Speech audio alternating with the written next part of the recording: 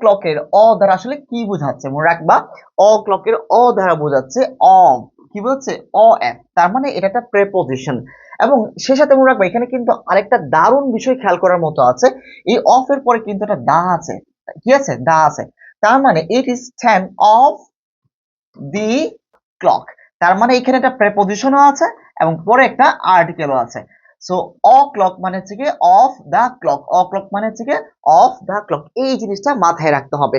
তার মানে এখানকার অ দ্বারা কি বোঝাচ্ছে, এখানকার অ দ্বারা প্রেপোজিশন বোঝাচ্ছে, কারণ অফ একটা কি প্রেপোজিশন। আবার পরীক্ষা হলে আবার অন মনে করো না, বা হচ্ছে কি ওভার, বা হচ্ছে কি আউট, এইগুলো আবার ভুল করে দাগায়ও না। হ্যাঁ, যদি পরীক্ষা হলে এরকমটা আসে এখানে অ দ্বারা কোন প্রেপোজিশনটাকে বোঝাচ্ছে, তখন যদি অপশন থাকে অন, না অনও হবে না, ওভারও হবে না, আউটও হবে না, অপশনটা কি হবে, অপশন হবে অফ, অ এফ, একটা এফ কিন্তু ডাবল এফ না।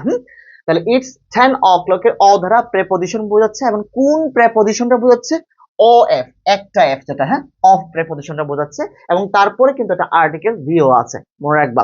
So of the clock, so অ্যান্সারটা কি হবে প্রেপোজিশন, এটা নাউনও হবে না, প্রনাউনও হবে না। সো আমি কিন্তু খুব দারুণ ভাবে এটা অ্যান্সার করতে পেরেছি। এখন এখন এই প্রশ্নটা আরো কিভাবে আসতে পারে, এখানে বলা হলো হি কেম, সে এসেছিল এট 4 o'clock, মানে সে বিকেল 4টা বেজে এসেছিল।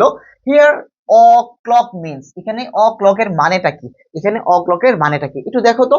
আচ্ছা, অ ক্লকের মানে কি অফ দা ক্লক বোঝাচ্ছে, নাকি অন দা ক্লক, নাকি অফ দা ক্লক, না ওভার দা ক্লক? এই যে আমি তোকে বলছিলাম এখানকার অ ক্লকের অ দ্বারা অফ বোঝাচ্ছে, এবং তারপর একটা কি আর্টিকেল দি আছে। আমি সতর্ক আগে করেছিলাম, অ ডাবল এফ না, অ এফ, মানে একটা এফ হবে, অফ দা ক্লক, এটা হলে ঠিক ছিল, ডাবল এফ আছে, অপশন এটা বাদ।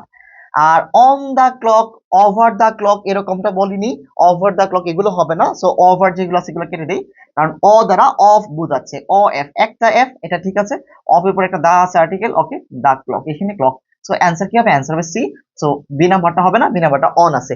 সো একটা দারুণ বিষয় তোমাদেরকে বলি, সেটা হচ্ছে কি এখানের প্রেপোজিশন যেটা, এটা কিন্তু লুকানো আছে, গোপন, এবং এই প্রেপোজিশনের পরে যে আর্টিকেল আছে ওটাও কিন্তু তোমার গোপন, মানে দেখা যাচ্ছে না।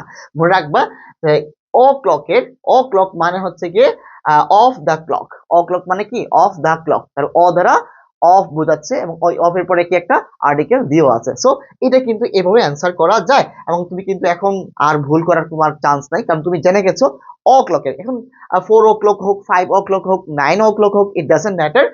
ও ক্লকের অ দ্বারা কি বোঝাচ্ছে ভাইয়া, সবাই একটু কমেন্টে জানাও। অ ক্লকের অ দ্বারা বলছে অফ দা, অ ক্লকের অ দ্বারা কি বোঝাচ্ছে অফ দা, তার মানে এখানে অটা হচ্ছে একটা প্রেপোজিশন, এবং তারপরে একটি আর্টিকেল দিয়ে আছে। সো এইখানে তোমাকে ঘুরিয়ে ফিরে যেভাবে প্রশ্ন করা হোক তোমাকে আর আটকানো যাবে না, কারণ তুমি এটা একদম বেসিক থেকে অ্যাডভান্স পর্যন্ত সবকিছু জেনে গেছো, একদম এ টু জেড। ঠিক এইভাবে একদম বেসিক থেকে অ্যাডভান্স লেভেলে ইংরেজিটা শিখতে পারলে ইনশাল্লাহ শুধু ঢাকা বিশ্ববিদ্যালয় কেন, বাংলাদেশের যে কোনো পাবলিক বিশ্ববিদ্যালয়ে তুমি এখন টপ করবে।